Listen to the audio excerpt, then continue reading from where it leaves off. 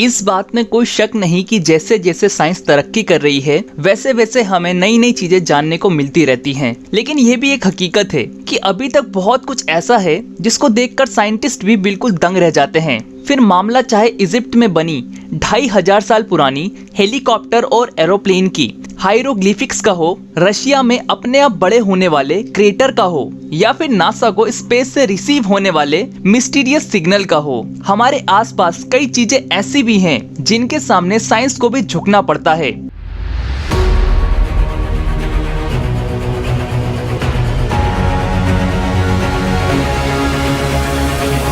आज आप ऐसी ही 5 मिस्ट्रीज के बारे में जानेंगे जिनकी सच्चाई आज तक किसी को मालूम नहीं पड़ सकी। तो आइए शुरू करते हैं। नंबर 5, स्पेस बहुत सारी मिस्ट्रीज और कई सवालों से भरा हुआ है जिनको जानना और समझना साइंटिस्ट के लिए अभी तक इम्पॉसिबल टास्क है। पिछले कई सदियों से साइंटिस्ट हमारे यूनिवर्स की सबसे बड़ी ताकत को समझने की कोशिश कर रहे हैं, लेकिन अभी तक नाकाम हैं। और वह ताकत है ग्रेविटी।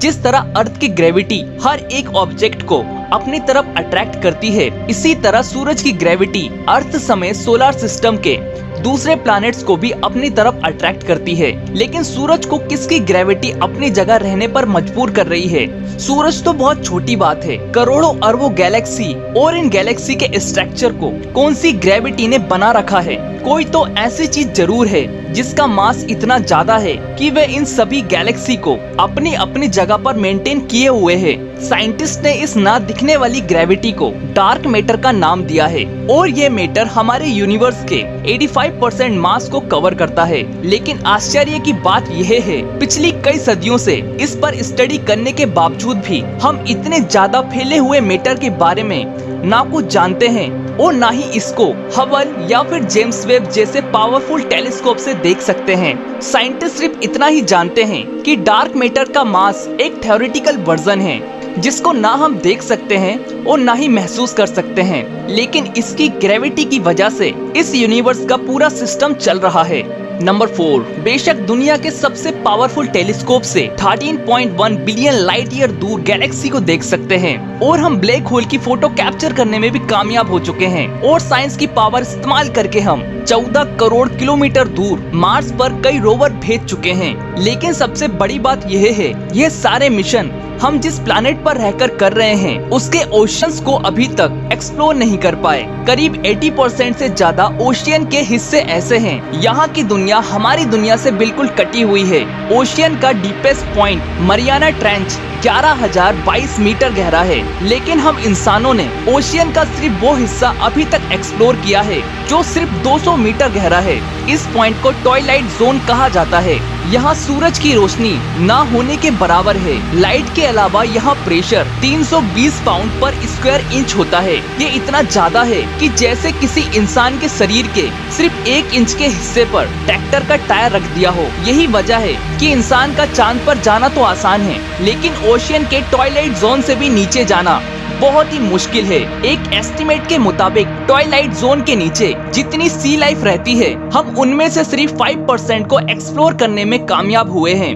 बाकी के 95% में क्या कुछ है, ये अभी तक साइंटिस्ट के लिए मिस्ट्री बनी हुई है। नंबर 3, वैसे तो एक छोटी सी चींटी से लेकर एक बड़े हाथी तक जितने भी लिविंग बींग्स हैं वे प्रॉब्लम्स को सॉल्व करने के लिए अपने ब्रेन का इस्तेमाल करते हैं। अगर ब्रेन ना हो तो कोई भी लिविंग बींग्स छोटी से छोटी प्रॉब्लम को भी सॉल्व नहीं कर सकता। लेकिन स्लाइम मोल्ड के नाम से पहचाने जाने वाला यह एक बहुत ही सिंपल ऑर्गेनिज्म है, लेकिन इसके साथ ही ये बहुत कॉम्प्लेक्स भी है क्योंकि स्लाइम मोल्ड के पास ब्रेन नहीं होता और इसके बावजूद भी ये बहुत चालाक माना जाता है।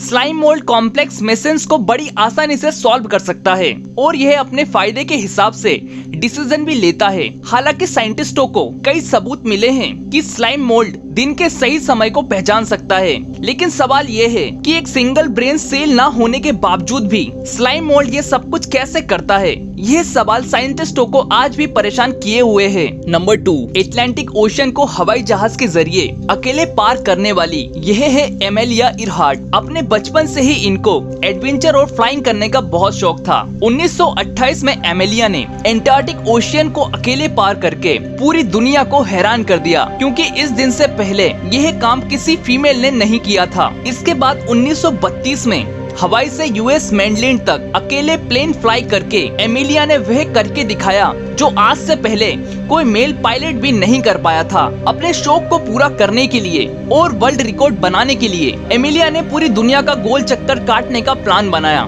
2 जुलाई 1937 को अपना वर्ल्ड रिकॉर्ड बनाने के दौरान एमिलिया और उनके साथ मौजूद नेविगेटर फ्रेड नूनान ने रिफ्यूलिंग के लिए पापुआ न्यू गिनी के शहर लाई में लैंड किया। लेकिन रिफ्यूलिंग के बाद जब दोबारा उन्होंने अपना सफर शुरू किया तो सेंट्रल पैसिफिक ओशियन में हाउलैंड आइलैंड के करीब आकर उनका कनेक्शन कंट्रोल टावर से डिस्कनेक्ट हो गया और उसके बाद आज तक उनका पता नहीं चल सका है। कई रिसर्च पार्टीज ने पॉसिबल क्रैश लोकेशन पर कई महीनों तक सर्च किया, लेकिन ना एमिलिया मिली, ना फ्रेड और ना ही प्लेन का कोई छोटा सा भी पार्ट मिला। इस बात को आज 85 ईयर बीत चुके हैं, लेकिन आज भी साइंटिस्टों को और एक्सपर्ट्स को भी कुछ भी एविडेंस नहीं मिला है। और अब नंबर 1, यह किसी आर्ट गैलरी की पेंटिंग नहीं बल्कि ये चाइना में मौजूद ज़ैंगी नेशनल पार्क की रियल फोटोग्राफ है। 322 स्क्वायर किलोमीटर में फैला यह नेशनल पार्क अपने रंगीन पहाड़ों की वजह से पूरी दुनिया में फेमस है। कलर से भरी खूबसूरत पहाड़ियों और रॉक फॉर्मेशंस को देखकर ऐसा लगता है कि इसको शायद किसी ने कलर पेंट किया है। हकीकत में यह बिल्कुल नेचुरल है, लेकिन सवाल यह है आखिर ऐसा मुमकिन कैसे हुआ। कई साइंटिस्टों का मानना है पहाड़ों के कलरफुल होने की वजह यहाँ मौजूद सैंडस्टोन और मिनरल्स का मिक्सचर है जो कई सालों से केमिकल रिएक्शन कर रहा है।